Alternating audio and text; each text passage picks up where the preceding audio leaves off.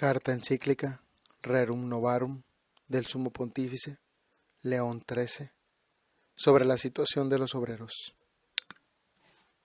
Despertado el prurito revolucionario que desde hace ya tiempo agita a los pueblos, era de esperar que el afán de cambiarlo todo llegara un día a derramarse desde el campo de la política al terreno, con el colindante de la economía.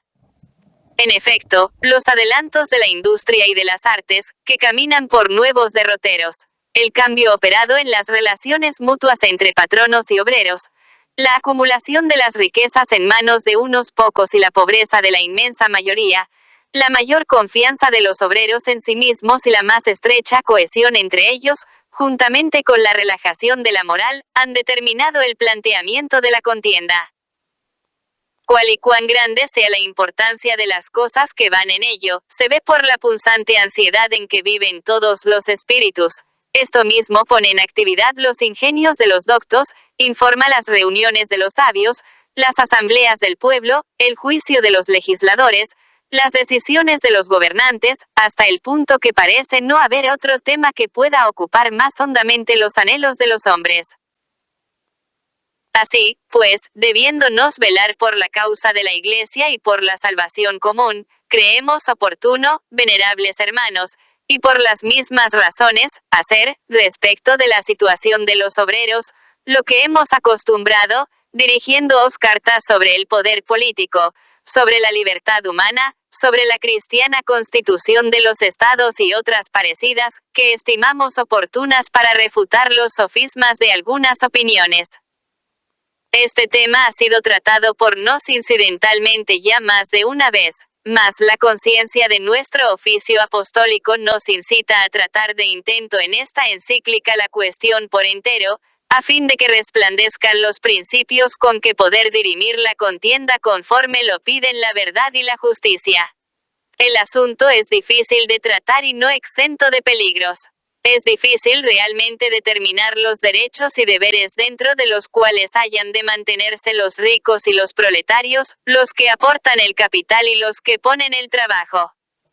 Es discusión peligrosa, porque de ella se sirven con frecuencia hombres turbulentos y astutos para torcer el juicio de la verdad y para incitar sediciosamente a las turbas. Sea de ello, sin embargo, lo que quiera, vemos claramente, cosa en que todos convienen, que es urgente proveer de la manera oportuna al bien de las gentes de condición humilde, pues es mayoría la que se debate indecorosamente en una situación miserable y calamitosa, ya que, disueltos en el pasado siglo los antiguos gremios de artesanos, sin ningún apoyo que viniera a llenar su vacío, desentendiéndose las instituciones públicas y las leyes de la religión de nuestros antepasados, el tiempo fue insensiblemente entregando a los obreros, aislados e indefensos, a la inhumanidad de los empresarios y a la desenfrenada codicia de los competidores. Hizo aumentar el mal la voraz usura, que, reiteradamente condenada por la autoridad de la Iglesia, es practicada, no obstante, por hombres codiciosos y avaros bajo una apariencia distinta. Añádase a esto que no solo la contratación del trabajo, sino también las relaciones comerciales de toda índole, se hallan sometidas al poder de unos pocos, hasta el punto de que un número sumamente reducido de opulentos y adinerados ha impuesto poco menos que el yugo de la esclavitud a una muchedumbre infinita de proletarios. 2. Para solucionar este mal, los socialistas, atizando el odio de los indigentes contra los ricos, tratan de acabar con la propiedad privada de los bienes, estimando mejor que, en su lugar, todos los bienes sean comunes y administrados por las personas que rigen el municipio o gobiernan la nación. Creen que con este traslado de los bienes de los particulares a la comunidad, distribuyendo por igual las riquezas y el bienestar entre todos los ciudadanos, se podría curar el mal presente. Pero esta medida es tan inadecuada para resolver la contienda, que incluso llega a perjudicar a las propias clases obreras, y es, además, sumamente injusta, pues ejerce violencia contra los legítimos poseedores, altera la misión de la República y agita fundamentalmente a las naciones. 3. Sin duda alguna, como es fácil de ver, la razón misma del trabajo que aportan los que se ocupan en algún oficio lucrativo y el fin primordial que busca el obrero es procurarse algo para sí y poseer con propio derecho una cosa como suya. Si, por consiguiente, presta sus fuerzas o su habilidad a otro, lo hará por esta razón, para conseguir lo necesario para la comida y el vestido. Y por ello, merced al trabajo aportado, adquiere un verdadero y perfecto derecho no solo a exigir el salario, sino también para emplearlo a su gusto. Luego sí, reduciendo sus gastos, ahorra algo e invierte el fruto de sus ahorros en una finca, con lo que puede asegurarse más su manutención. Esta finca realmente no es otra cosa que el mismo salario revestido de otra apariencia, y de ahí que la finca adquirida por el obrero de esta forma debe ser tan de su dominio como el salario ganado con su trabajo. Ahora bien, es en esto precisamente en lo que consiste, como fácilmente se colige, la propiedad de las cosas, tanto muebles como inmuebles. Luego los socialistas empeoran la situación de los obreros todos, en cuanto tratan de transferir los bienes de los particulares a la comunidad, puesto que, privándolos de la libertad de colocar sus beneficios, con ello mismo los despojan de la esperanza y de la facultad de aumentar los bienes familiares y de procurarse utilidades. 4. Pero, lo que todavía es más grave, proponen un remedio en pugna abierta contra la justicia, en cuanto que el poseer algo en privado como propio es un derecho dado al hombre por la naturaleza. En efecto, también en esto es grande la diferencia entre el hombre y el género animal.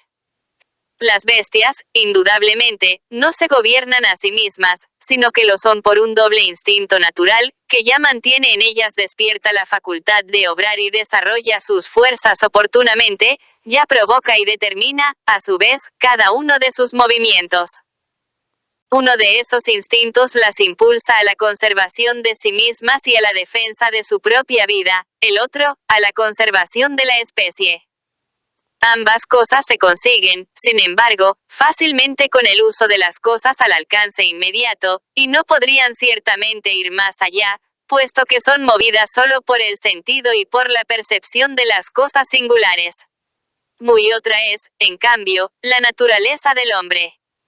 Comprende simultáneamente la fuerza toda y perfecta de la naturaleza animal, siéndole concedido por esta parte, y desde luego en no menor grado que al resto de los animales, el disfrute de los bienes de las cosas corporales.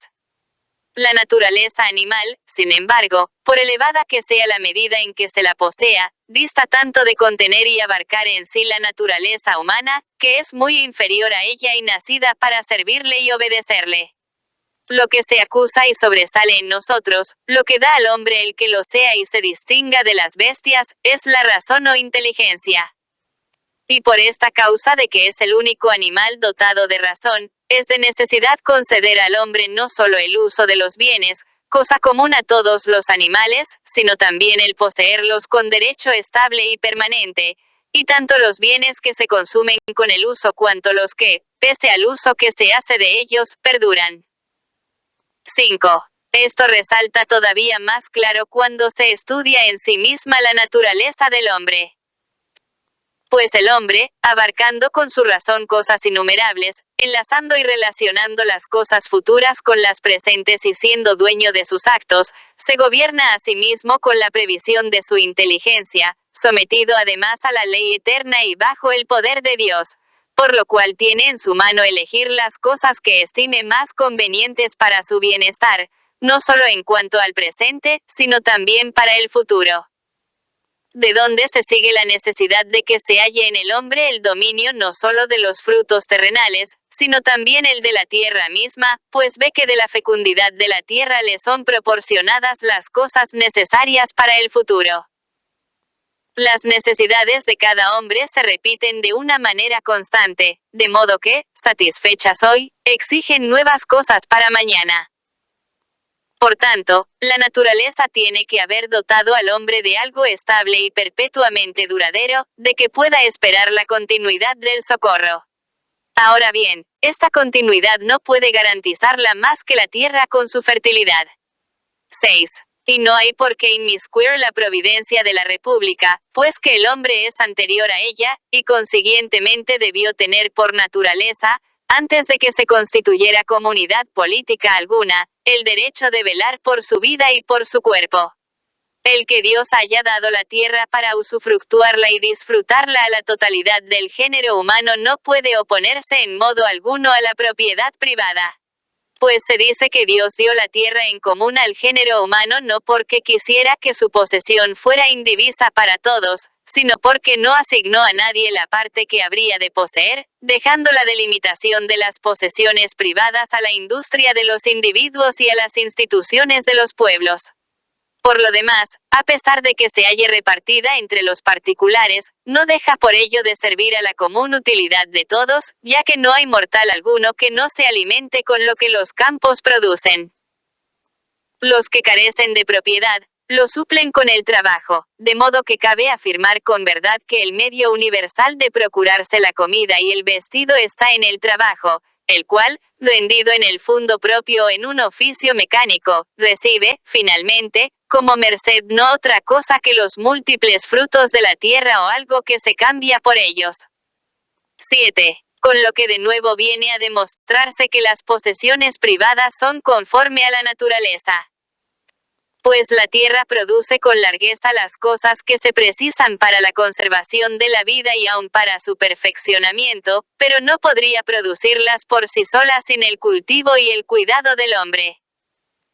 Ahora bien, cuando el hombre aplica su habilidad intelectual y sus fuerzas corporales a procurarse los bienes de la naturaleza, por este mismo hecho se adjudica hacia aquella parte de la naturaleza corpórea que él mismo cultivó, en la que su persona dejó impresa una a modo de huella, de modo que sea absolutamente justo que use de esa parte como suya y que de ningún modo sea lícito que venga nadie a violar ese derecho de él mismo.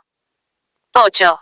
Es tan clara la fuerza de estos argumentos, que sorprende ver disentir de ellos a algunos restauradores de desusadas opiniones, los cuales conceden, es cierto, el uso del suelo y los diversos productos del campo al individuo, pero le niegan de plano la existencia del derecho a poseer como dueño el suelo sobre que ha edificado o el campo que cultivó.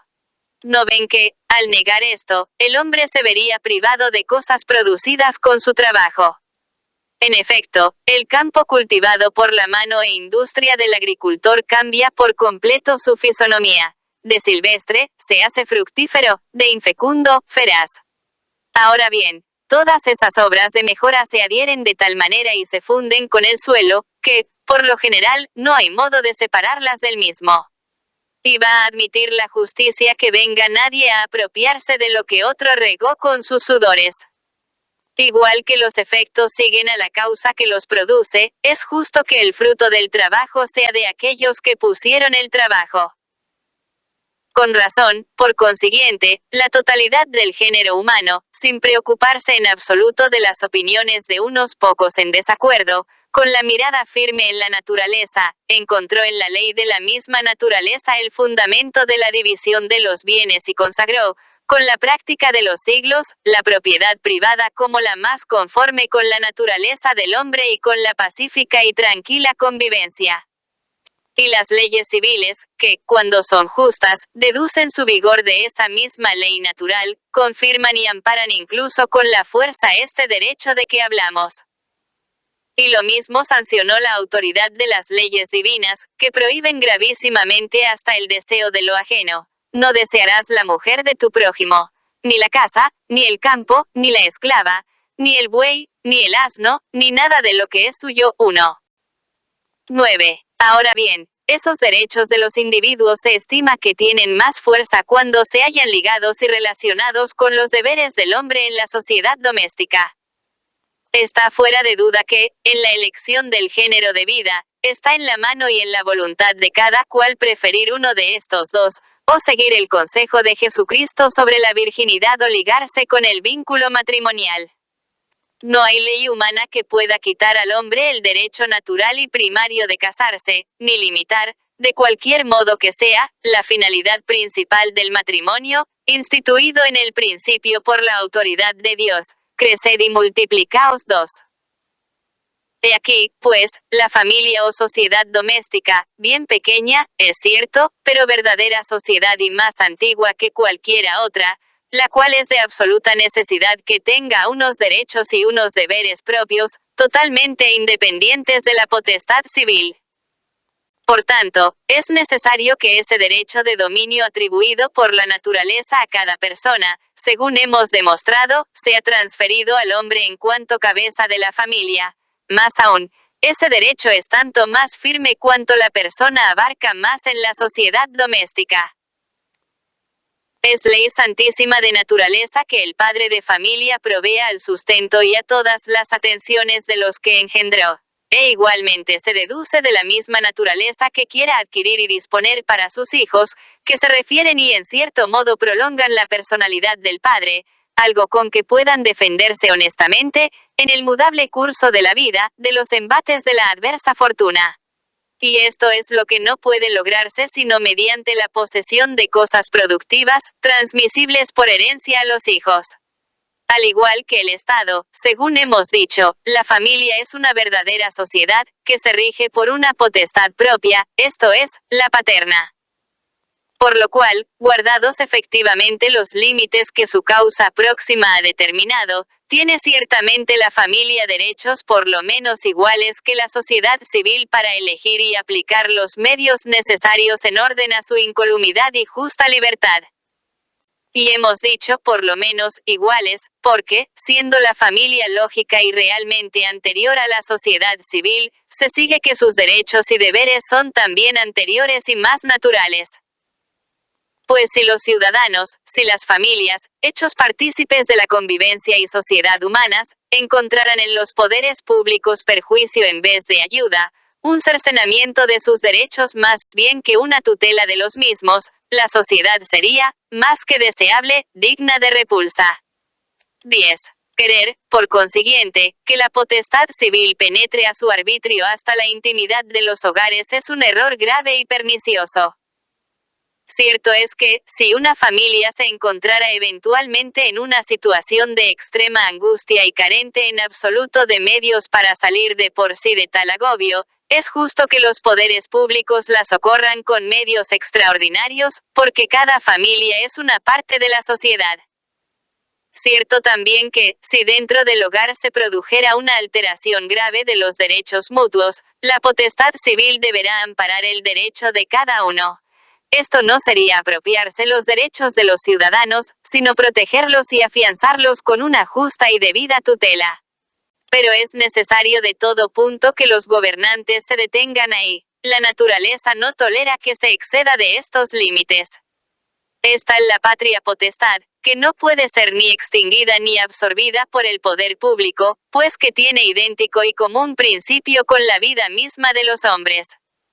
Los hijos son algo del padre y como una cierta ampliación de la persona paterna, y, si hemos de hablar con propiedad, no entran a formar parte de la sociedad civil sino a través de la comunidad doméstica en la que han nacido. Y por esta misma razón, porque los hijos son naturalmente algo del padre, antes de que tengan el uso del libre albedrío se hallan bajo la protección de dos padres. 3. De ahí que cuando los socialistas, prefiriendo en absoluto la providencia de los padres, hacen intervenir a los poderes públicos, obran contra la justicia natural y destruyen la organización familiar.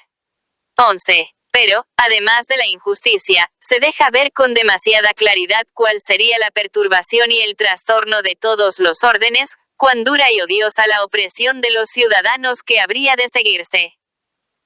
Se abriría de par en par la puerta a las mutuas envidias, a la maledicencia y a las discordias. Quitado el estímulo al ingenio y a la habilidad de los individuos, necesariamente vendrían a secarse las mismas fuentes de las riquezas, y esa igualdad con que sueñan no sería ciertamente otra cosa que una general situación, por igual miserable y abyecta, de todos los hombres sin excepción alguna.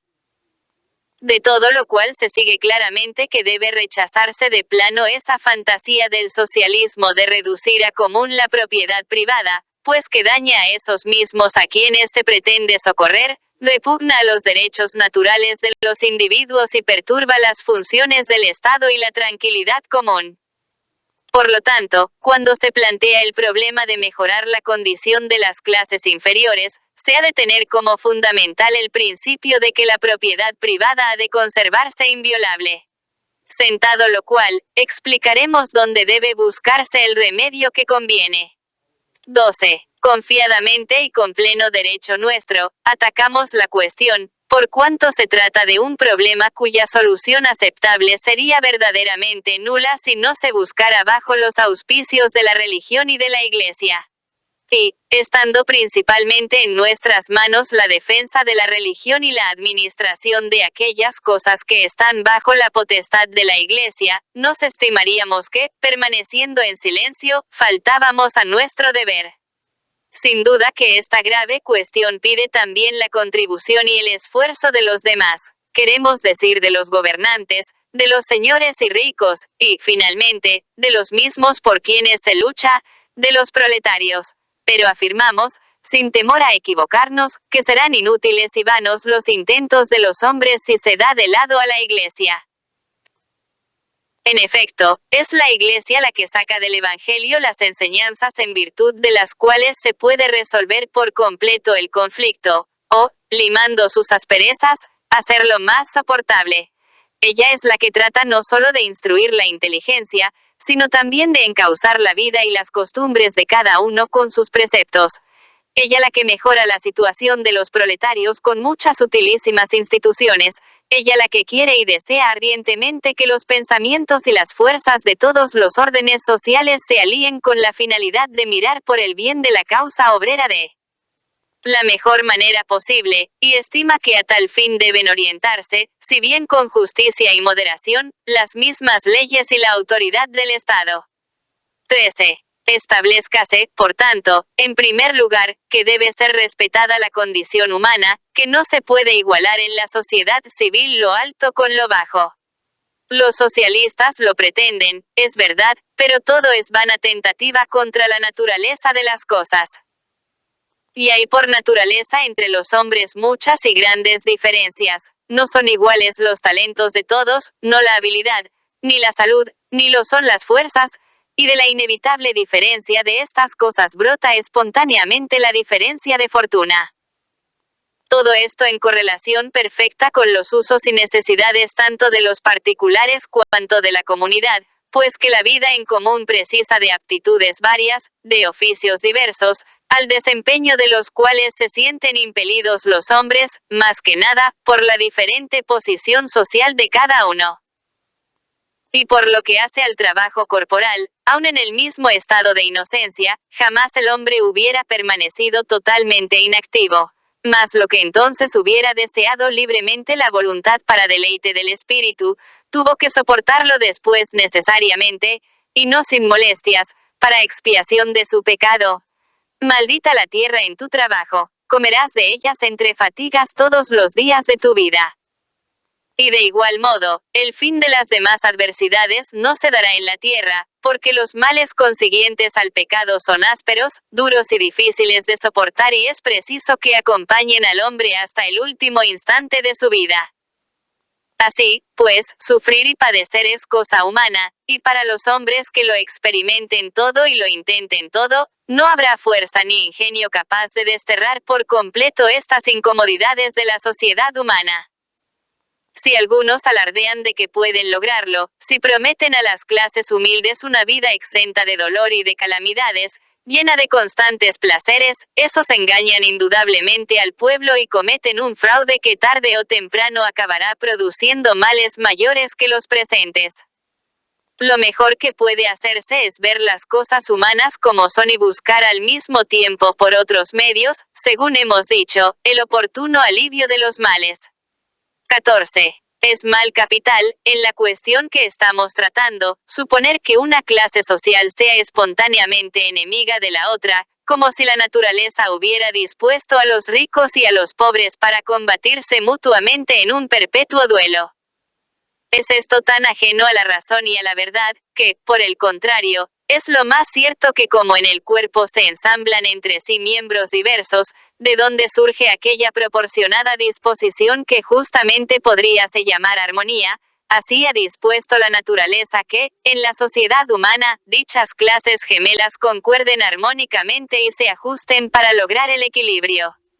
Ambas se necesitan en absoluto, ni el capital puede subsistir sin el trabajo, ni el trabajo sin el capital.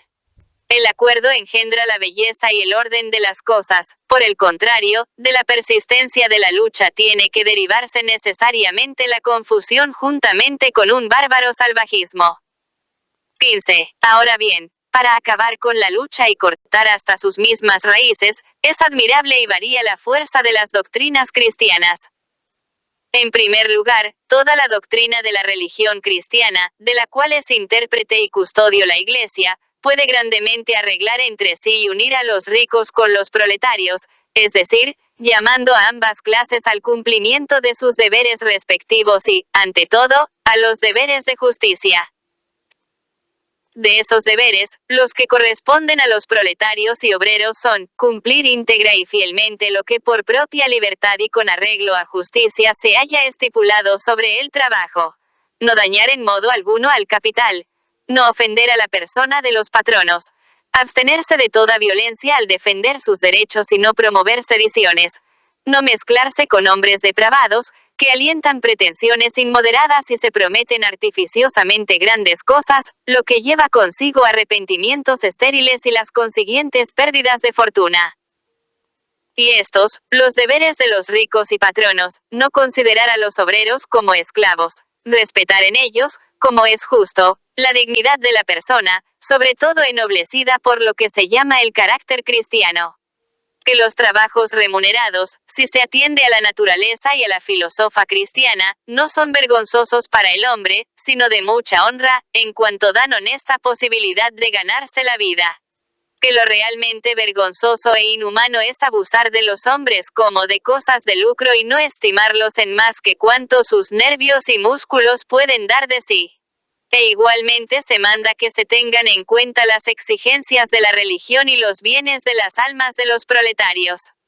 Por lo cual es obligación de los patronos disponer que el obrero tenga un espacio de tiempo idóneo para atender a la piedad, no exponer al hombre a los halagos de la corrupción y a las ocasiones de pecar y no apartarlo en modo alguno de sus atenciones domésticas y de la afición al ahorro. Tampoco debe imponérseles más trabajo del que puedan soportar sus fuerzas, ni de una clase que no esté conforme con su edad y su sexo. Pero entre los primordiales deberes de los patronos se destaca el de dar a cada uno lo que sea justo. Cierto es que para establecer la medida del salario con justicia hay que considerar muchas razones, pero, generalmente, tengan presente los ricos y los patronos que oprimir para su lucro a los necesitados y a los desvalidos y buscar su ganancia en la pobreza ajena no lo permiten ni las leyes divinas ni las humanas. Y defraudar a alguien en el salario debido es un gran crimen, que llama a voces las iras vengadoras del cielo. He aquí que el salario de los obreros, que fue defraudado por vosotras, clama, y el clamor de ellos ha llegado a los oídos del Dios de los ejércitos. 4. Por último, han de evitar cuidadosamente los ricos perjudicar en lo más mínimo los intereses de los proletarios ni con violencias, ni con engaños, ni con artilugios usurarios. Tanto más cuanto que no están suficientemente preparados contra la injusticia y el atropello, y, por eso mismo, mientras más débil sea su economía, tanto más debe considerarse sagrada. 16. No bastaría por sí solo el sometimiento a estas leyes para atenuar la violencia y los motivos de discordia. Pero la Iglesia, con Cristo por maestro y guía, persigue una meta más alta, o sea, preceptuando algo más perfecto, trata de unir una clase con la otra por la aproximación y la amistad. No podemos, indudablemente, comprender y estimar en su valor las cosas caducas si no es fijando el alma sus ojos en la vida inmortal de ultratumba, quitada la cual se vendría inmediatamente abajo toda especie y verdadera noción de lo honesto. Más aún, todo este universo de cosas se convertiría en un misterio impenetrable a toda investigación humana. Pues lo que nos enseña de por sí la naturaleza, que solo habremos de vivir la verdadera vida cuando hayamos salido de este mundo, Eso mismo es dogma cristiano y fundamento de la razón y de todo el ser de la religión. Pues que Dios no creó al hombre para estas cosas frágiles y perecederas, sino para las celestiales y eternas, dándonos la tierra como lugar de exilio y no de residencia permanente. Y, ya nades en la abundancia, ya carezcas de riquezas y de todo lo demás que llamamos bienes, nada importa eso para la felicidad eterna. Lo verdaderamente importante es el modo como se usa de ellos. Jesucristo no suprimió en modo alguno con su copiosa redención las tribulaciones diversas de que está tejida casi por completo la vida mortal, sino que hizo de ellas estímulo de virtudes y materia de merecimientos, hasta el punto de que ningún mortal podrá alcanzar los premios eternos si no sigue las huellas ensangrentadas de Cristo. Si sufrimos, también reinaremos con Él. 5. Tomando él libremente sobre sí los trabajos y sufrimientos, mitigó notablemente la rudeza de los trabajos y sufrimientos nuestros. Y no solo hizo más llevaderos los sufrimientos con su ejemplo, sino también con su gracia y con la esperanza del eterno galardón. Porque lo que hay el presente de momentánea y leve tribulación nuestra, produce en nosotros una cantidad de gloria eterna de inconmensurable sublimidad. 6. 17. Así, pues, quedan avisados los ricos de que las riquezas no aportan consigo la exención del dolor, ni aprovechan nada para la felicidad eterna, sino que más bien la obstaculizan. 7. De que deben imponer temor a los ricos las tremendas amenazas de Jesucristo. 8. Y de que pronto o tarde se habrá de dar cuenta severísima al divino juez del uso de las riquezas. Sobre el uso de las riquezas hay una doctrina excelente y de gran importancia, que, si bien fue iniciada por la filosofía, la Iglesia la ha enseñado también perfeccionada por completo y ha hecho que no se quede en puro conocimiento, sino que informe de hecho las costumbres. El fundamento de dicha doctrina consiste en distinguir entre la recta posesión del dinero y el recto uso del mismo. Poseer bienes en privado, según hemos dicho poco antes, es derecho natural del hombre, y usar de este derecho, sobre todo en la sociedad de la vida, no solo es lícito, sino incluso necesario en absoluto. Es lícito que el hombre posea cosas propias. Y es necesario también para la vida humana. 9. Y si se pregunta cuál es necesario que sea el uso de los bienes, la Iglesia responderá sin vacilación alguna. En cuanto a esto, el hombre no debe considerar las cosas externas como propias, sino como comunes, es decir, de modo que las comparta fácilmente con otros en sus necesidades. De donde el apóstol dice, manda a los ricos de este siglo que den, que compartan con facilidad. 10. A nadie se manda socorrer a los demás con lo necesario para sus usos personales o de los suyos, ni siquiera a dar a otro lo que él mismo necesita para conservar lo que convenga a la persona, a su decoro. Nadie debe vivir de una manera inconveniente. 11. Pero cuando se ha atendido suficientemente a la necesidad y al decoro, es un deber socorrer a los indigentes con lo que sobra. Lo que sobra, dadlo de limosna. 12. No son estos, sin embargo, deberes de justicia, salvo en los casos de necesidad extrema, sino de caridad cristiana, la cual, ciertamente, no hay derecho de exigirla por la ley. Pero antes que la ley y el juicio de los hombres están la ley y el juicio de Cristo Dios, que de modos diversos y suavemente aconseja la práctica de dar. Es mejor dar que recibir. 13. Y que juzgará la caridad hecha o negada a los pobres como hecha o negada a él en persona. Cuanto hicisteis a uno de estos hermanos míos más pequeños, a mí me lo hicisteis. 14. Todo lo cual se resume en que todo el que ha recibido abundancia de bienes, sean estos del cuerpo y externos, sean del espíritu, los ha recibido para perfeccionamiento propio, y, al mismo tiempo, para que, como ministro de la providencia divina, los emplee en beneficio de los demás.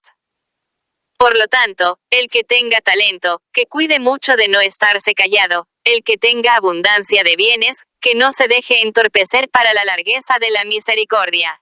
El que tenga un oficio con que se desenvuelve, que se afane en compartir su uso y su utilidad con el prójimo. 15. 18.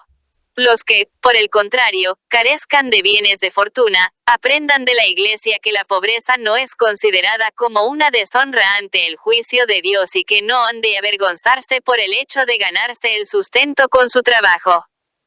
Y esto lo confirmó realmente y de hecho Cristo, Señor nuestro, que por la salvación de los hombres se hizo pobre siendo rico, y, siendo hijo de Dios y Dios él mismo, quiso, con todo, aparecer y ser tenido por hijo de un artesano, ni rehusó pasar la mayor parte de su vida en el trabajo manual. ¿No es acaso este el artesano, el hijo de María? 16. 19. Contemplando lo divino de este ejemplo, se comprende más fácilmente que la verdadera dignidad y excelencia del hombre radica en lo moral, es decir, en la virtud, que la virtud es patrimonio común de todos los mortales, asequible por igual a altos y bajos, a ricos y pobres, y que el premio de la felicidad eterna no puede ser consecuencia de otra cosa que de las virtudes y de los méritos, sean estos de quienes fueren. Más aún, la misma voluntad de Dios parece más inclinada del lado de los afligidos, pues Jesucristo llama felices a los pobres, invita amantísimamente a que se acerquen a Él, fuente de consolación, todos los que sufren y lloran, y abraza con particular claridad a los más bajos y vejados por la injuria. Conociendo estas cosas, se baja fácilmente el ánimo hinchado de los ricos y se levanta el deprimido de los afligidos. Unos se pliegan a la benevolencia, otros a la modestia. De este modo, el pasional alejamiento de la soberbia se hará más corto y se logrará sin dificultades que las voluntades de una y otra clase, estrechadas amistosamente las manos, se unan también entre sí. 20. Para los cuales, sin embargo, si siguen los preceptos de Cristo, resultará poco la amistad y se unirán por el amor fraterno. Pues verán y comprenderán que todos los hombres han sido creados por el mismo Dios, Padre común, que todos tienden al mismo fin, que es el mismo Dios, el único que puede dar la felicidad perfecta y absoluta a los hombres y a los ángeles, que, además, todos han sido igualmente redimidos por el beneficio de Jesucristo y elevados a la dignidad de hijos de Dios, de modo que se sientan unidos, por parentesco fraternal, tanto entre sí como con Cristo, primogénito entre muchos hermanos. De igual manera que los bienes naturales, los dones de la gracia divina pertenecen en común y generalmente a todo el linaje humano, y nadie, a no ser que se haga indigno, será desheredado de los bienes celestiales. Si hijos, pues, también herederos, herederos ciertamente de Dios y coherederos de Cristo. 17. Tales son los deberes y derechos que la filosofía cristiana profesa. No parece que acabaría por extinguirse bien pronto toda lucha allí donde ella entrara en vigor en la sociedad civil. 21. Finalmente, la Iglesia no considera bastante con indicar el camino para llegar a la curación, sino que aplica ella misma por su mano la medicina, pues que está dedicada por entero a instruir y enseñar a los hombres su doctrina, cuyos saludables raudales procura que se extiendan, con la mayor amplitud posible, por la obra de los obispos y del clero. Trata, además de influir sobre los espíritus y de doblegar las voluntades, a fin de que se dejen regir y gobernar por la enseñanza de los preceptos divinos. Y en este aspecto, que es el principal y de gran importancia, pues que en él se halla la suma y la causa total de todos los bienes, es la Iglesia la única que tiene verdadero poder, ya que los instrumentos de que se sirve para mover los ánimos le fueron dados por Jesucristo y tienen en sí eficacia infundida por Dios. Son instrumentos de esta índole los únicos que pueden llegar eficazmente hasta las intimidades del corazón y lograr que el hombre se muestre obediente al deber, que modere los impulsos del alma ambiciosa, que ame a Dios y al prójimo con singular y suma caridad y destruya animosamente cuanto obstaculice el sendero de la virtud. Bastará en este orden con recordar brevemente los ejemplos de los antiguos. Recordamos cosas y hechos que no ofrecen duda alguna, que la sociedad humana fue renovada desde sus cimientos por las costumbres cristianas, que, en virtud de esta renovación, fue impulsado el género humano a cosas mejores. Más aún, fue sacado de la muerte a la vida y colmado de una tan elevada perfección, que ni existió otra igual en tiempos anteriores ni podrá haberla mayor en el futuro. Finalmente, que Jesucristo es el principio y el fin mismo de estos beneficios y que, como de él han procedido, a él tendrán todos que referirse. Recibida la luz del Evangelio, habiendo conocido el orbe entero el gran misterio de la encarnación del Verbo y de la redención de los hombres, la vida de Jesucristo, Dios y hombre, penetró todas las naciones y las imbuyó a todas en su fe, en sus preceptos y en sus leyes. Por lo cual, si hay que curar a la sociedad humana, solo podrá curarla el retorno a la vida y a las costumbres cristianas, ya que, cuando se trata de restaurar las sociedades decadentes, hay que hacerlas volver a sus principios. Porque la perfección de toda sociedad está en buscar y conseguir aquello para que fue instituida, de modo que sea causa de los movimientos y actos sociales la misma causa que originó la sociedad.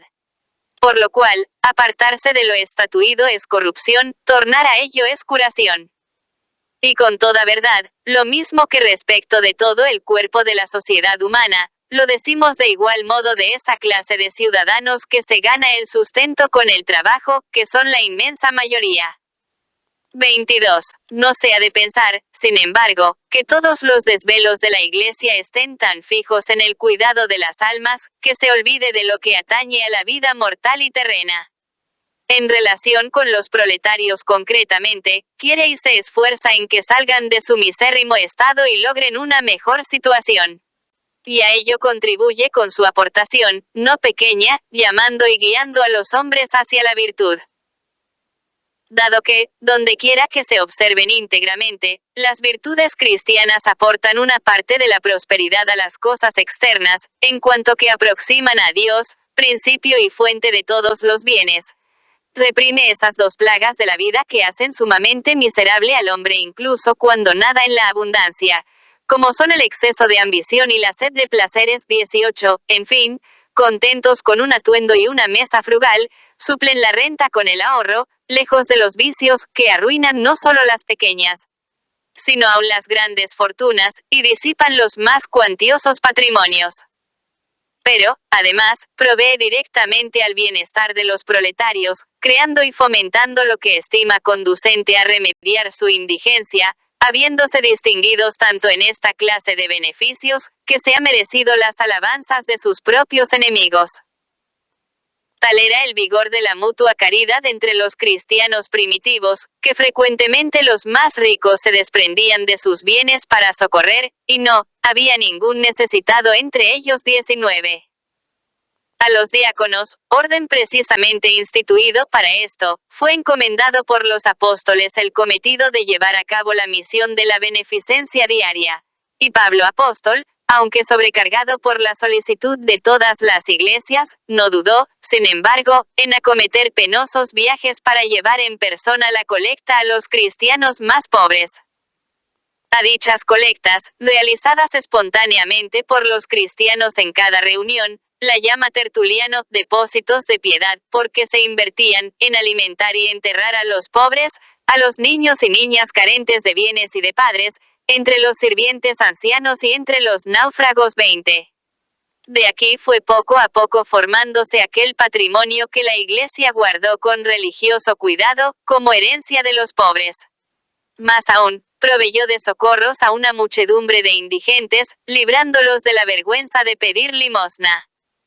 Pues como madre común de ricos y pobres, excitada la caridad por todas partes hasta un grado sumo, fundó congregaciones religiosas y otras muchas instituciones benéficas, con cuyas atenciones apenas hubo género de miseria que careciera de consuelo. Hoy, ciertamente, son muchos los que, como en otro tiempo hicieran los gentiles, se propasan a censurar a la Iglesia esta tan eximia caridad, en cuyo lugar se ha pretendido poner la beneficencia establecida por las leyes civiles. Pero no se encontrarán recursos humanos capaces de suplir la caridad cristiana, que se entrega toda entera a sí misma para utilidad de los demás. Tal virtud es exclusiva de la Iglesia, porque, si no brotara del sacratísimo corazón de Jesucristo, jamás hubiera existido, pues anda errante lejos de Cristo el que se separa de la Iglesia. Mas no puede caber duda que para lo propuesto se requieren también las ayudas que están en manos de los hombres. Absolutamente es necesario que todos aquellos a quienes interesa la cuestión tiendan a lo mismo y trabajen por ello en la parte que les corresponda. Lo cual tiene cierta semejanza con la providencia que gobierna al mundo, pues vemos que el éxito de las cosas proviene de la coordinación de las causas de que dependen. 23. Queda ahora por investigar qué parte de ayuda puede esperarse del Estado. Entendemos aquí por Estado no el que de hecho tiene tal o cual pueblo, sino el que pide la recta razón de conformidad con la naturaleza, por un lado, y aprueban, por otro, las enseñanzas de la sabiduría divina, que nos mismo hemos expuesto concretamente en la encíclica sobre la Constitución Cristiana de las Naciones. Así, pues, los que gobiernan deber cooperar, primeramente y en términos generales, con toda la fuerza de las leyes e instituciones, esto es, haciendo que de la ordenación y administración misma del Estado brote espontáneamente la prosperidad tanto de la sociedad como de los individuos, ya que este es el cometido de la política y el deber inexcusable de los gobernantes. Ahora bien, lo que más contribuye a la prosperidad de las naciones es la probidad de las costumbres, la recta y ordenada constitución de las familias, la observancia de la religión y de la justicia, las moderadas cargas públicas y su equitativa distribución, los progresos de la industria y del comercio, la floreciente agricultura y otros factores de esta índole, se quedan, los cuales, cuanto con mayor afán son impulsados, tanto mejor y más felizmente permitirán vivir a los ciudadanos. A través de estas cosas queda al alcance de los gobernantes beneficiar a los demás órdenes sociales y aliviar grandemente la situación de los proletarios, y esto en virtud del mejor derecho y sin la más leve sospecha de injerencia, ya que el Estado debe velar por el bien común como propia misión suya. Y cuanto mayor fuere la abundancia de medios procedentes de esta general providencia, tanto menor será la necesidad de probar caminos nuevos para el bienestar de los obreros. 24. Pero también ha de tenerse presente, punto que atañe más profundamente a la cuestión, que la naturaleza única de la sociedad es común a los de arriba y a los de abajo.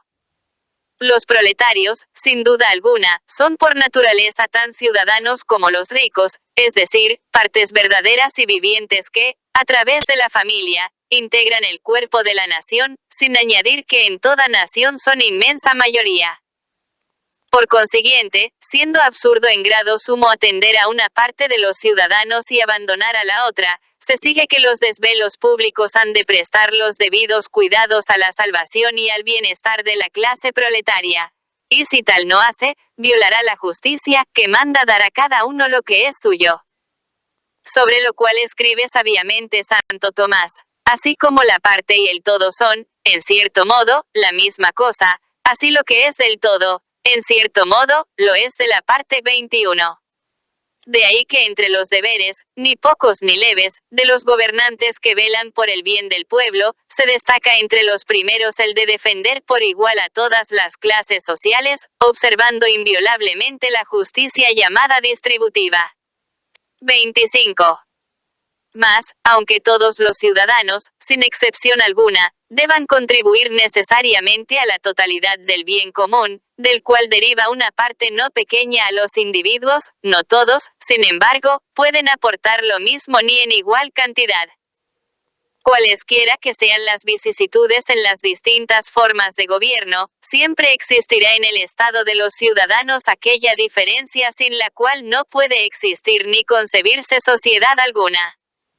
Es necesario en absoluto que haya quienes se dediquen a las funciones de gobierno, quienes legislen, quienes juzguen y, finalmente, quienes con su dictamen y autoridad administren los asuntos civiles y militares. Aportaciones de tales hombres que nadie dejará de ver que son principales y que ellos deben ser considerados como superiores en toda sociedad por el hecho de que contribuyen al bien común más de cerca y con más altas razones. Los que ejercen algún oficio, por el contrario, no aprovechan a la sociedad en el mismo grado y con las mismas funciones que aquellos, mas también ellos concurren al bien común de modo notable, aunque menos directamente. Y, teniendo que ser el bien común de naturaleza tal que los hombres, consiguiéndolo, se hagan mejores, debe colocarse principalmente en la virtud. De todos modos, para la buena constitución de una nación es necesaria también la abundancia de los bienes del cuerpo y externos, cuyo uso es necesario para que se actualice el acto de virtud 22. Y para la obtención de estos bienes es sumamente eficaz y necesario el trabajo de los proletarios, ya ejerzan sus habilidades y destreza en el cultivo del campo, ya en los talleres e industrias. Más aún, llega a tanto la eficacia y poder de los mismos en este orden de cosas, que es verdad incuestionable que la riqueza nacional proviene no de otra cosa que del trabajo de los obreros. La equidad exige, por consiguiente, que las autoridades públicas prodiguen sus cuidados al proletario para que éste reciba algo de lo que aporta al bien común, como la casa, el vestido y el poder sobrellevar la vida con mayor facilidad. De donde se desprende que se habrán de fomentar todas aquellas cosas que de cualquier modo resulten favorables para los obreros. Cuidado que dista mucho de perjudicar a nadie, antes bien aprovechará a todos, ya que interesa mucho al Estado que no vivan en la miseria aquellos de quienes provienen unos bienes tan necesarios. 26. No es justo, según hemos dicho, que ni el individuo ni la familia sean absorbidos por el Estado. Lo justo es dejar a cada uno la facultad de obrar con libertad hasta donde sea posible, sin daño del bien común y sin injuria de nadie. No obstante, los que gobiernan deberán atender a la defensa de la comunidad y de sus miembros. De la comunidad, porque la naturaleza confió su conservación a la suma potestad, hasta el punto que la custodia de la salud pública no es solo la suprema ley, sino la razón total del poder de los miembros, porque la administración del Estado debe tender por naturaleza no a la utilidad de aquellos a quienes se ha confiado, sino de los que se le confían, como unánimemente afirman la filosofía y la fe cristiana.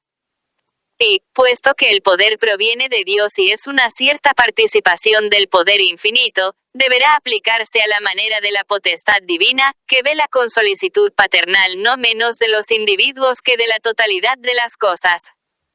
Si, por tanto, se ha producido o amenaza algún daño al bien común o a los intereses de cada una de las clases que no pueda subsanarse de otro modo, necesariamente deberá afrontarlo el poder público. Ahora bien, interesa tanto a la salud pública cuanto a la privada que las cosas estén en paz y en orden, e igualmente que la totalidad del orden doméstico se rija conforme a los mandatos de Dios y a los preceptos de la naturaleza. Que se respete y practique la religión, que florezca la integridad de las costumbres privadas y públicas, que se mantenga inviolada la justicia y que no atenten impunemente unos contra otros, que los ciudadanos crezcan robustos y aptos, si fuera preciso, para ayudar y defender a la patria.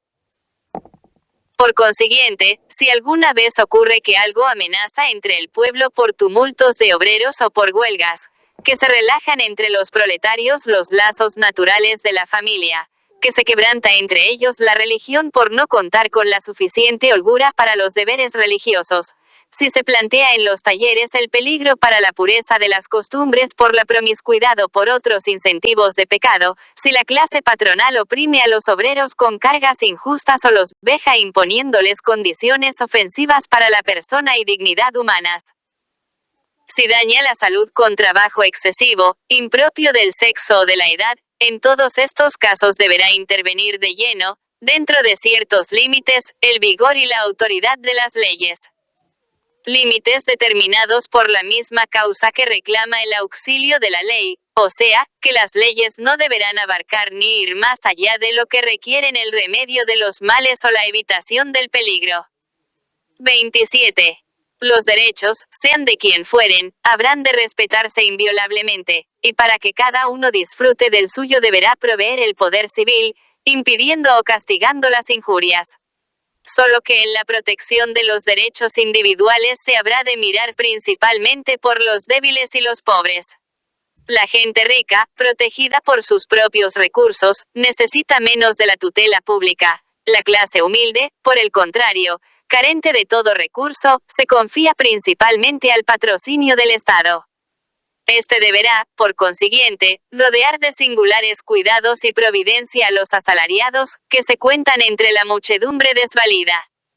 28.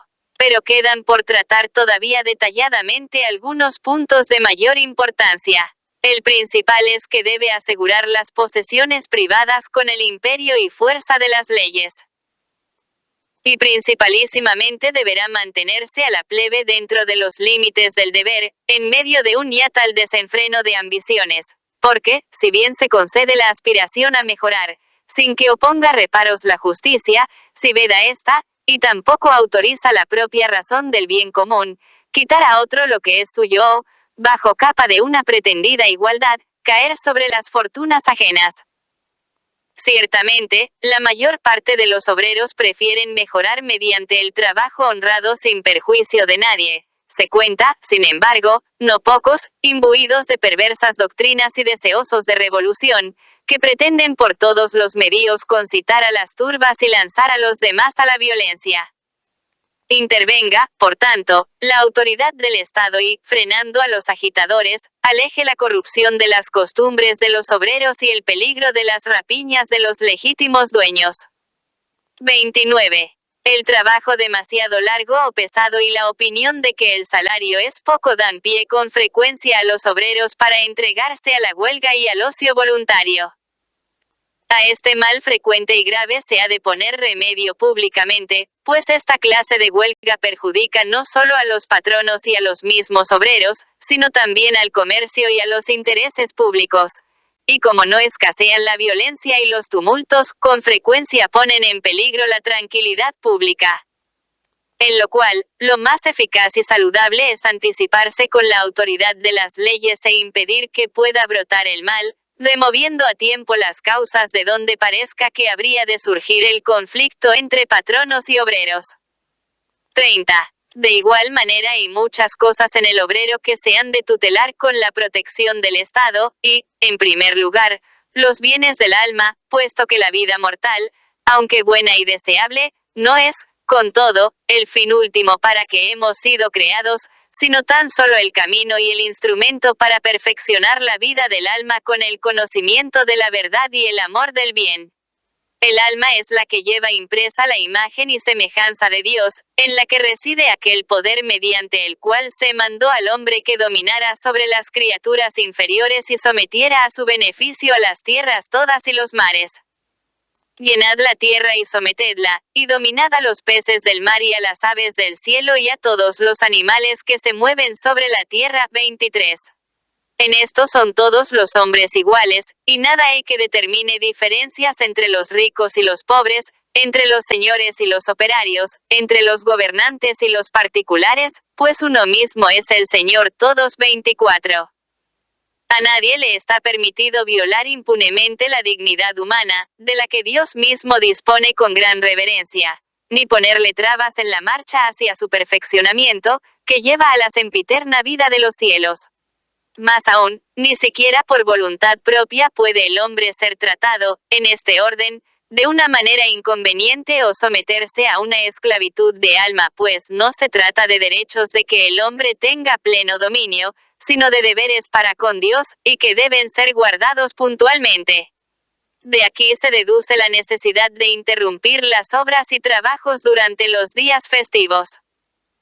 Nadie, sin embargo, deberá entenderlo como el disfrute de una más larga holganza inoperante, ni menos aún como una ociosidad, como muchos desean, engendradora de vicios y fomentadora de derroches de dinero, sino justamente del descanso consagrado por la religión. Unido con la religión, el descanso aparta al hombre de los trabajos y de los problemas de la vida diaria, para atraerlo al pensamiento de las cosas celestiales y a rendir a la suprema divinidad el culto justo y debido. Este es, principalmente, el carácter y esta la causa del descanso de los días festivos, que Dios sancionó ya en el Viejo Testamento con una ley especial. Acuérdate de santificar el sábado. 25, enseñándolo, además, con el ejemplo de aquel arcano descanso después de haber creado al hombre, descansó el séptimo día de toda la obra que había realizado. 26. 31. Por lo que respecta a la tutela de los bienes del cuerpo y externos, lo primero que se ha de hacer es librar a los pobres obreros de la crueldad de los ambiciosos, que abusan de las personas sin moderación, como si fueran cosas para su medro personal. O sea, que ni la justicia ni la humanidad toleran la exigencia de un rendimiento tal, que el espíritu se embote por el exceso de trabajo y al mismo tiempo el cuerpo se rinda a la fatiga. Como todo en la naturaleza del hombre, su eficiencia se halla circunscrita a determinados límites, más allá de los cuales no se puede pasar.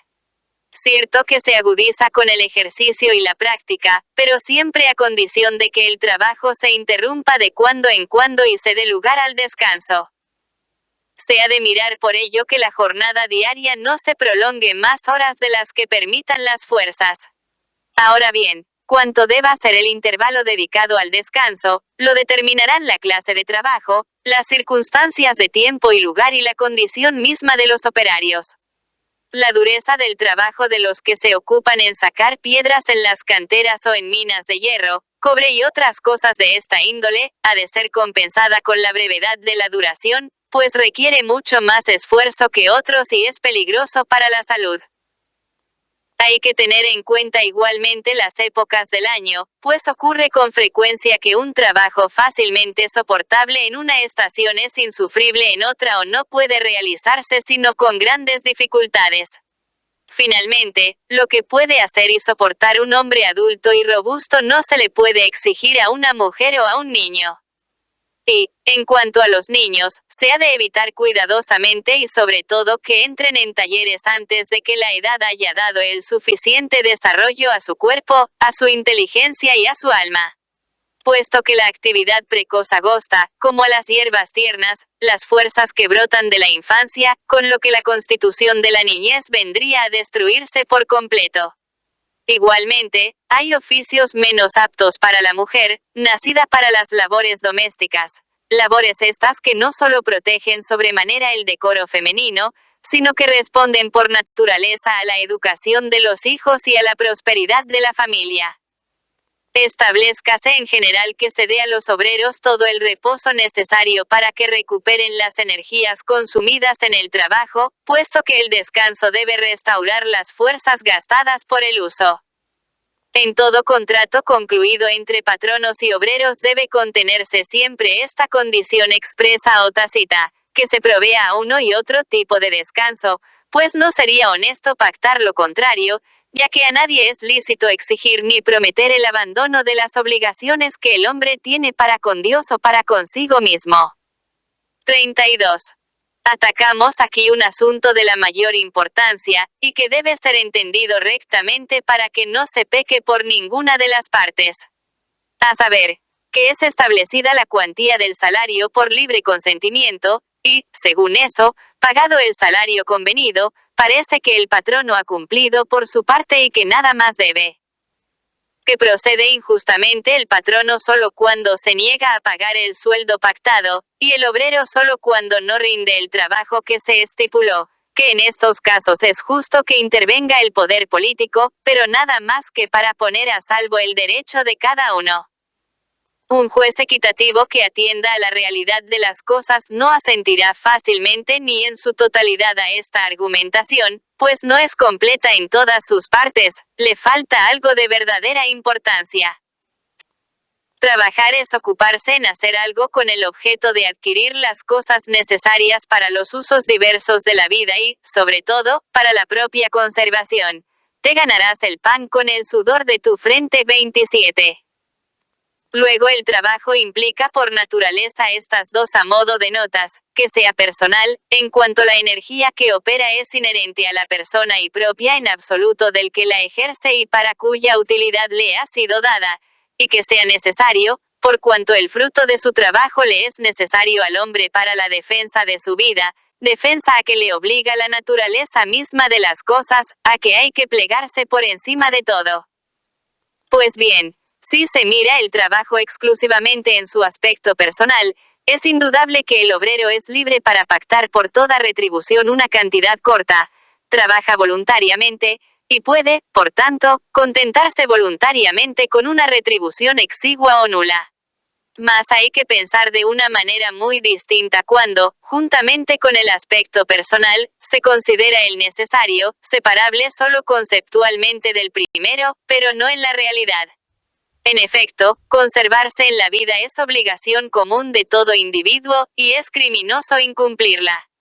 De aquí la necesaria consecuencia del derecho a buscarse cuanto sirve al sustento de la vida, y la posibilidad de lograr esto se la da a cualquier pobre nada más que el sueldo ganado con su trabajo. Pase, pues, que obrero y patrono estén libremente de acuerdo sobre lo mismo, y concretamente sobre la cuantía del salario. Queda, sin embargo, latente siempre algo de justicia natural superior y anterior a la libre voluntad de las partes contratantes, a saber, que el salario no debe ser en manera alguna insuficiente para alimentar a un obrero frugal y morigerado.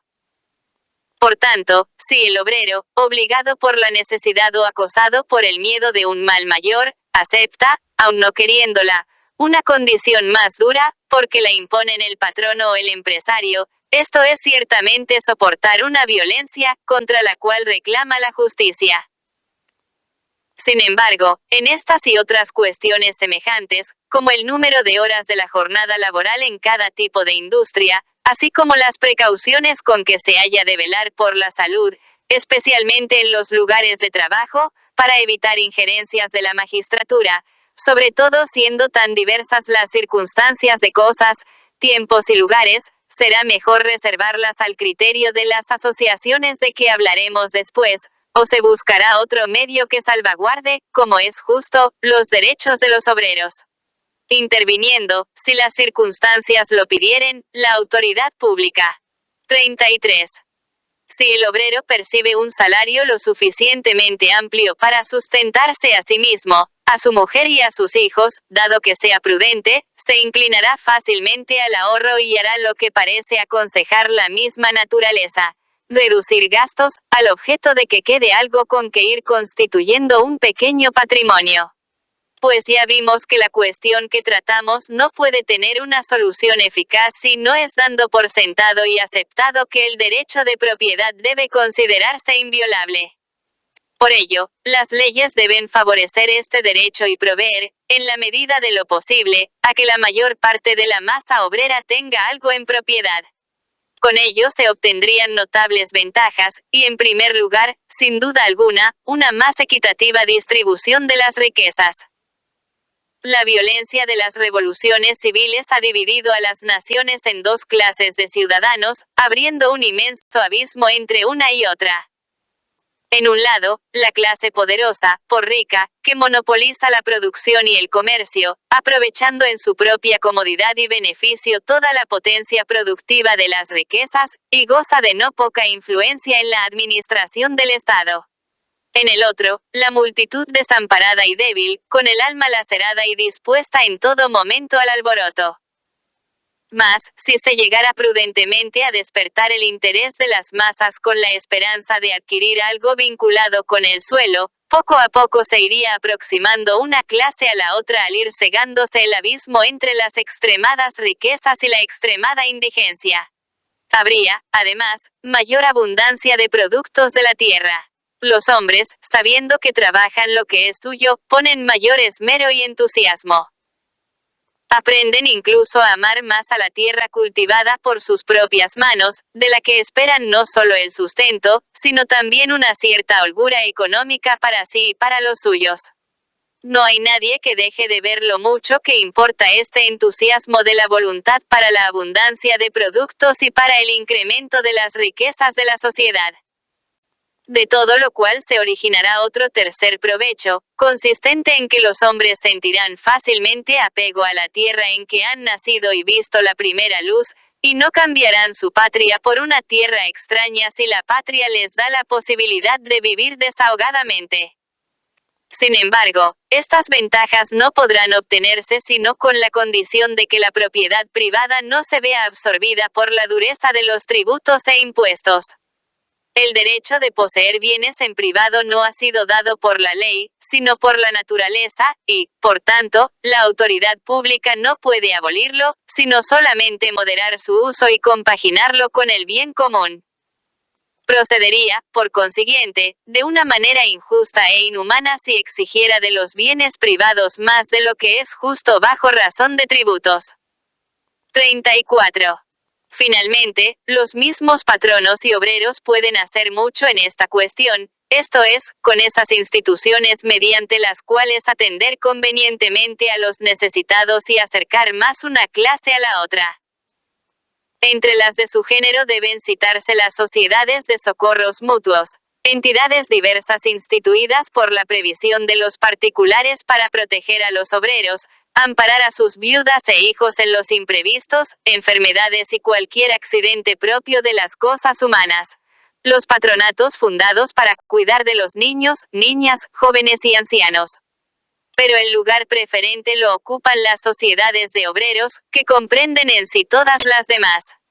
Los gremios de artesanos reportaron durante mucho tiempo grandes beneficios a nuestros antepasados. En efecto, no solo trajeron grandes ventajas para los obreros, sino también a las artes mismas un desarrollo y esplendor atestiguado por numerosos monumentos.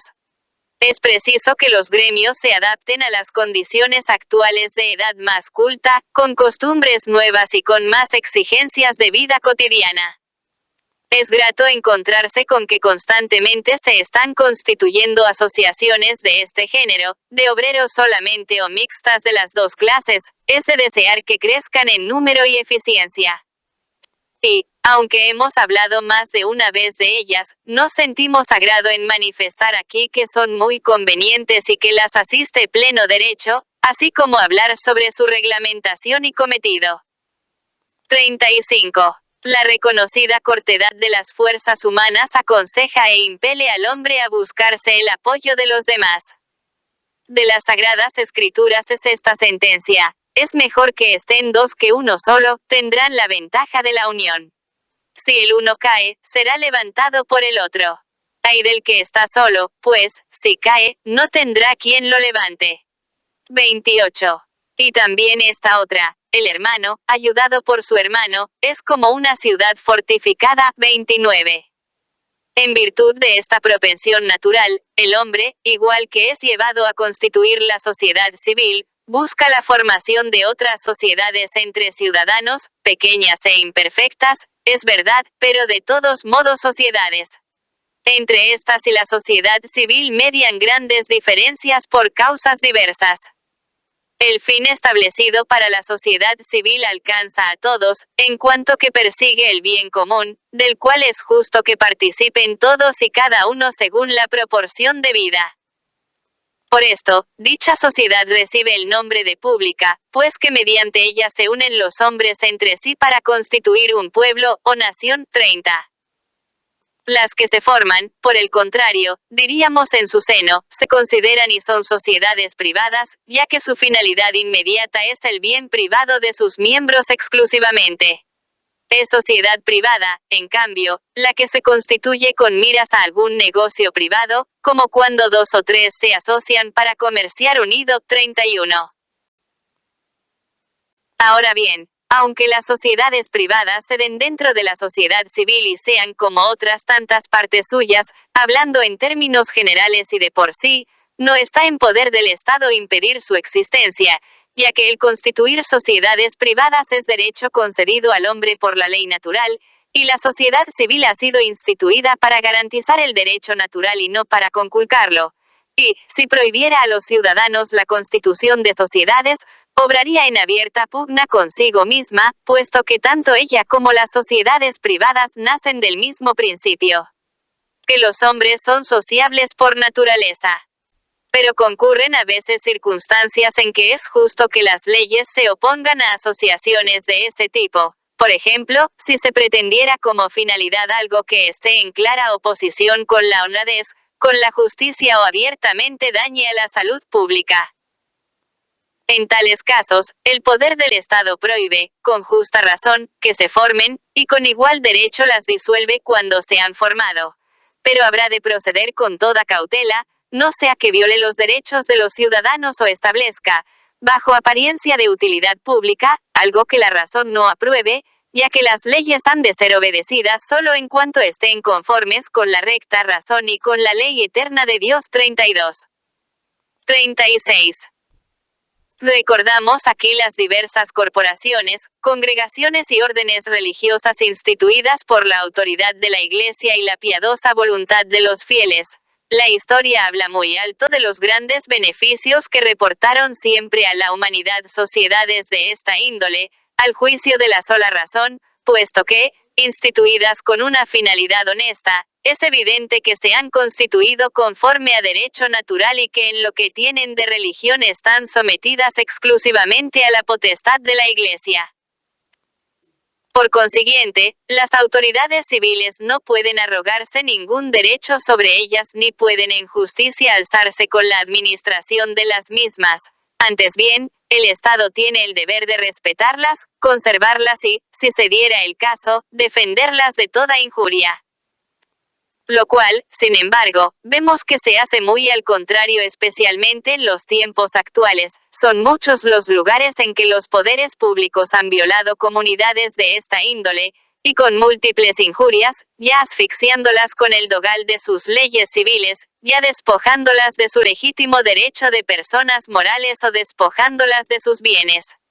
Bienes en que tenía su derecho la Iglesia, el suyo cada uno de los miembros de tales comunidades, el suyo también quienes las habían consagrado a una determinada finalidad y el suyo, finalmente, todos aquellos a cuya utilidad y consuelo habían sido destinadas.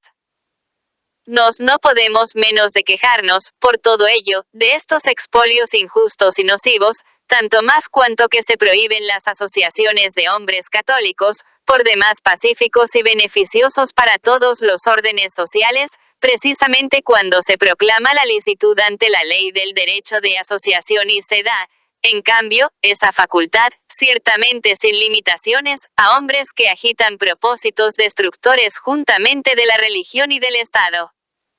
37. Efectivamente, el número de las más diversas asociaciones, principalmente de obreros, es en la actualidad mucho mayor que en otros tiempos. No es lugar indicado este para estudiar el origen de muchas de ellas, que pretenden, qué camino siguen. Existe, no obstante, la opinión, confirmada por múltiples observaciones, de que en la mayor parte de los casos están dirigidas por jefes ocultos, los cuales imponen una disciplina no conforme con el nombre cristiano ni con la salud pública. Acaparada la totalidad de las fuentes de producción, proceden de tal modo, que hacen pagar con la miseria a cuantos rehúsan asociarse con ellos. En este estado de cosas, los obreros cristianos se ven ante la alternativa o de inscribirse en asociaciones de las que cabe temer peligros para la religión, o constituir entre sí sus propias sociedades, aunando de este modo sus energías para liberarse valientemente de esa injusta e insoportable opresión. ¿Qué duda cabe de que cuantos no quieran exponer a un peligro cierto el supremo bien del hombre habrán de optar sin vacilaciones por esta segunda postura?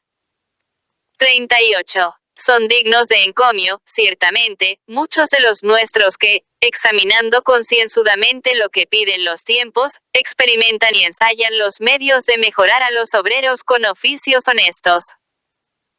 Tomado a pechos el patrocinio de los mismos, se afanan en aumentar su prosperidad tanto familiar como individual, de moderar igualmente, con la justicia, las relaciones entre obreros y patronos, de formar y robustecer en unos y otros la conciencia del deber y la observancia de los preceptos evangélicos, que, apartando al hombre de todo exceso, impiden que se rompan los límites de la moderación y defienden la armonía entre personas y cosas de tan distinta condición. Vemos por esta razón que con frecuencia se congregan en un mismo lugar hombres egregios para comunicarse sus inquietudes, para coadunar sus fuerzas y para llevar a la realidad lo que se estime más conveniente.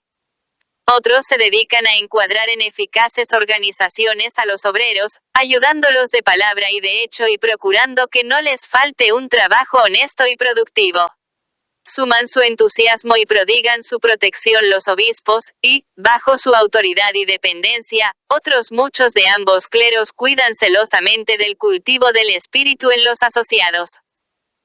Finalmente, no faltan católicos de copiosas fortunas que, uniéndose voluntariamente a los asalariados, se esfuerzan en fundar y propagar estas asociaciones con su generosa aportación económica, y con ayuda de las cuales pueden los obreros fácilmente procurarse no solo los bienes presentes, sino también asegurarse con su trabajo un honesto descanso futuro.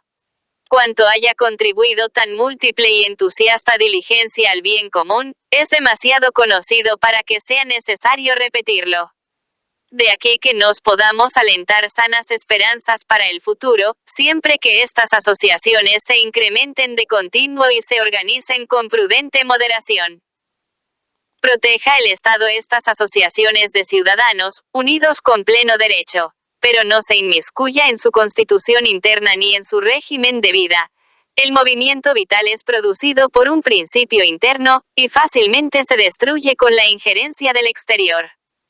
39. Efectivamente, se necesita moderación y disciplina prudente para que se produzca el acuerdo y la unanimidad de voluntades en la acción. Por ello, si los ciudadanos tienen el libre derecho de asociarse, como así es en efecto, tienen igualmente el derecho de elegir libremente aquella organización y aquellas leyes que estimen más conducentes al fin que se han propuesto. Nos estimamos que no puede determinarse con reglas concretas y definidas cuál haya de ser en cada lugar la organización y leyes de las sociedades a que aludimos, puesto que han de establecerse conforme a la índole de cada pueblo, a la experiencia y a las costumbres, a la clase y efectividad de los trabajos, al desarrollo del comercio y a otras circunstancias de cosas y de tiempos, que se han de sopesar con toda prudencia. En principio, se ha de establecer como ley general y perpetua que las asociaciones de obreros se han de constituir y gobernar de tal modo que proporcionen los medios más idóneos y convenientes para el fin que se proponen, consistente en que cada miembro de la sociedad consiga, en la medida de lo posible, un aumento de los bienes del cuerpo, del alma y de la familia. Pero es evidente que se ha de tender, como fin principal, a la perfección de la piedad y de las costumbres, y asimismo que a este fin habrá de encaminarse toda la disciplina social. De lo contrario, degeneraría y no aventajarían mucho a ese tipo de asociaciones en que no suele contar para nada ninguna razón religiosa. Por lo demás, ¿de qué le serviría al obrero haber conseguido, a través de la asociación, abundancia de cosas, si peligra la salvación de su alma por falta del alimento adecuado? ¿Qué aprovecha al hombre conquistar el mundo entero si pierde su alma? 33. Cristo nuestro Señor enseña que la nota característica por la cual se distinga a un cristiano de un gentil debe ser esa precisamente: eso lo buscan todas las gentes. Vosotros buscad primero el reino de Dios y su justicia, y todo lo demás se os dará por añadidura. 34. Aceptados, pues, los principios divinos, désele un gran valor a la instrucción religiosa, de modo que cada uno conozca sus obligaciones para con Dios, que sepa lo que ha de creer, lo que ha de esperar y lo que ha de hacer para su salvación eterna, y se ha de cuidar celosamente de fortalecerlos contra los errores de ciertas opiniones y contra las diversas corruptelas del vicio. Incítese a los obreros al culto de Dios y a la afición a la piedad, sobre todo a velar por el cumplimiento de la obligación de los días festivos. Que aprendan a amar y reverenciar a la Iglesia, madre común de todos, e igualmente a cumplir sus preceptos y frecuentar los sacramentos, que son los instrumentos divinos de purificación y santificación. 40. Puesto el fundamento de las leyes sociales en la religión, el camino queda expedito para establecer las mutuas relaciones entre los asociados, para llegar a sociedades pacíficas y a un floreciente bienestar. Los cargos en las asociaciones se otorgarán en conformidad con los intereses comunes, de tal modo que la disparidad de criterios no reste unanimidad a las resoluciones. Interesa mucho para este fin distribuir las cargas con prudencia y determinarlas con claridad para no quebrantar derechos de nadie. Lo común debe administrarse con toda integridad, de modo que la cuantía del socorro esté determinada por la necesidad de cada uno, que los derechos y deberes de los patronos se conjuguen armónicamente con los derechos y deberes de los obreros. Si alguna de las clases estima que se perjudica en algo su derecho, nada es más de desear como que se designa varones prudentes e íntegros de la misma corporación, mediante cuyo arbitrio las mismas leyes sociales manden que se resuelva la lid. También se ha de proveer diligentemente que en ningún momento falte al obrero abundancia de trabajo y que se establezca una aportación con que poder subvenir a las necesidades de cada uno, tanto en los casos de accidentes fortuitos de la industria cuanto en la enfermedad, en la vejez y en cualquier infortunio. Con estos principios, con tal de que se los acepte de buena voluntad, se habrá provisto bastante para el bienestar y la tutela de los débiles, y las asociaciones católicas serán consideradas de no pequeña importancia para la prosperidad de las naciones. Por los eventos pasados prevemos sin temeridad los futuros. Las edades se suceden unas a otras, pero la semejanza de sus hechos es admirable, ya que se rigen por la providencia de Dios, que gobierna y encausa la continuidad y sucesión de las cosas a la finalidad que se propuso al crear el humano linaje. Sabemos que se consideraba ominoso para los cristianos de la Iglesia naciente el que la mayor parte viviera de limosnas o del trabajo. Pero, desprovistos de riquezas y de poder, lograron, no obstante, ganarse plenamente la simpatía de los ricos y se atrajeron el valimiento de los poderosos. Podía vérseles diligentes, laboriosos, pacíficos, firmes en el ejemplo de la caridad.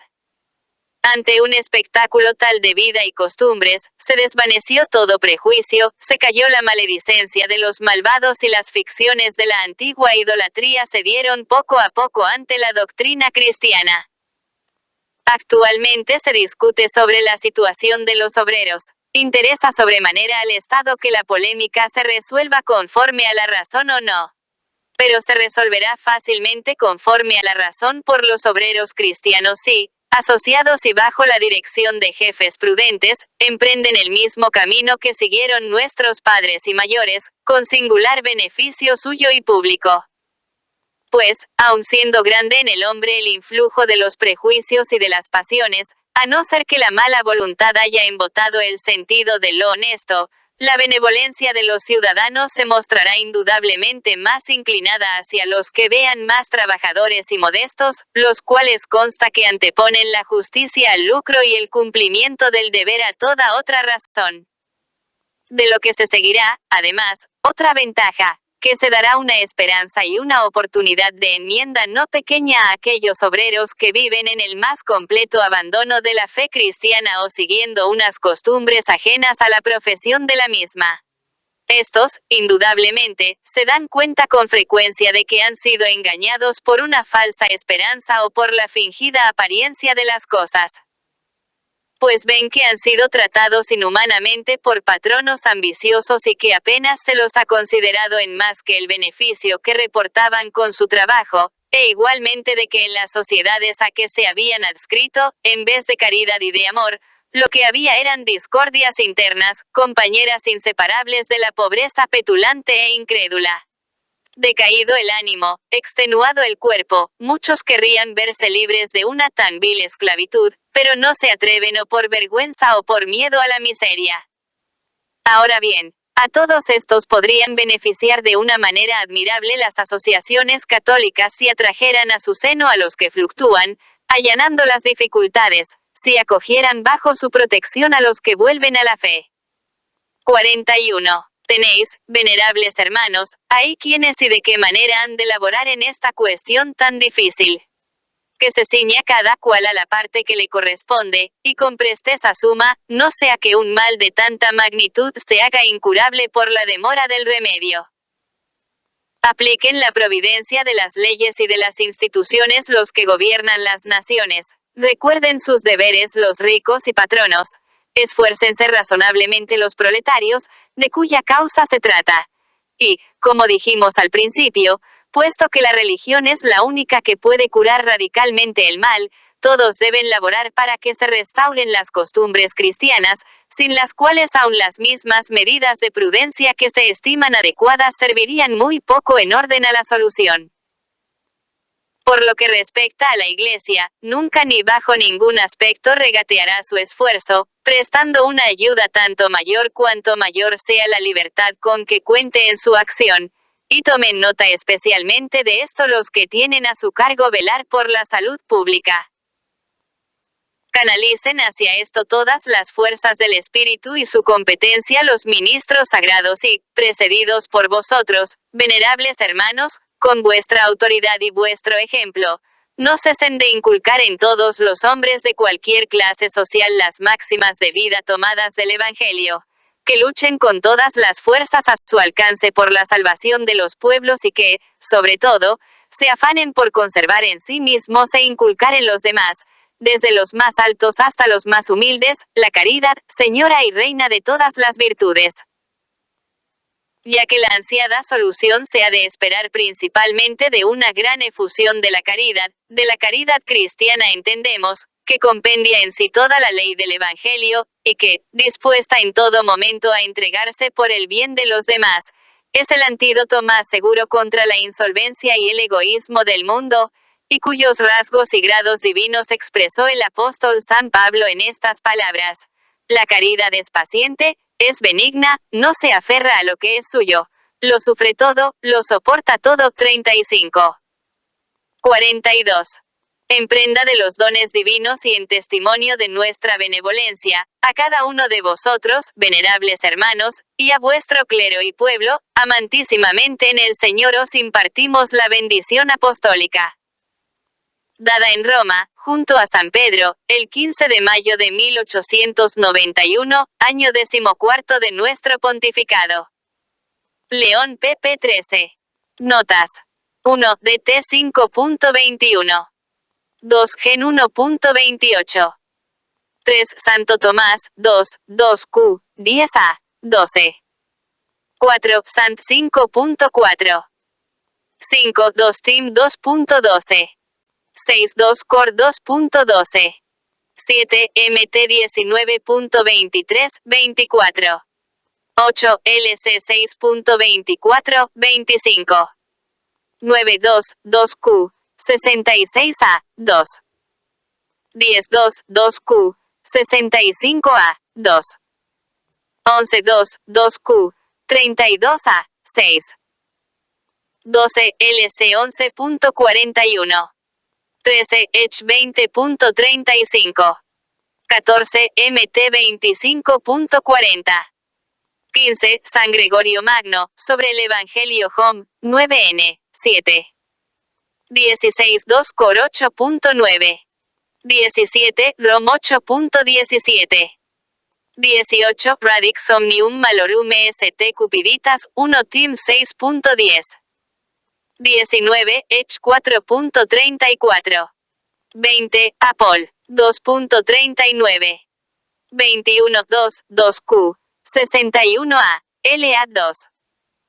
22. Santo Tomás, de Regimine Principum 1C, 15. 23. Gen 1.28. 24. Rom 10.12. 25. Ex 20.8. 26. Gen 2.2. 27. Gen 3.19. 28. SL 4.9, 12. 29. Prop 18.19. 30. Santo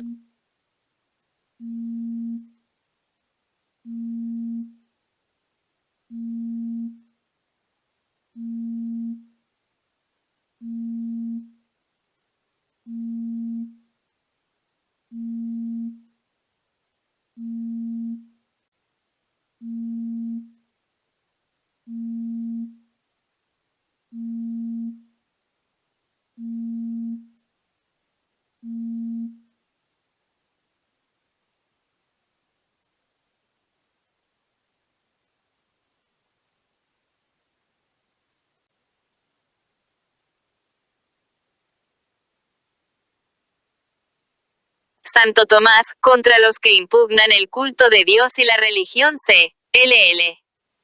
31. Ibid. 32. La ley humana en tanto tiene razón de ley en cuanto está conforme con la recta razón y, según esto, es manifiesto que se deriva de la ley eterna. Pero en cuanto se aparta de la razón, se llama ley inicua, y entonces no tiene razón de ley, sino más bien de una violencia, Santo Tomás, y 2Q, 13a, 3. 33, MT 16.26. 34, IBIR 6.32, 33. 35, 1 Cor 13.4, 7. Copyright, Librería Editrice Vaticana. LOADING.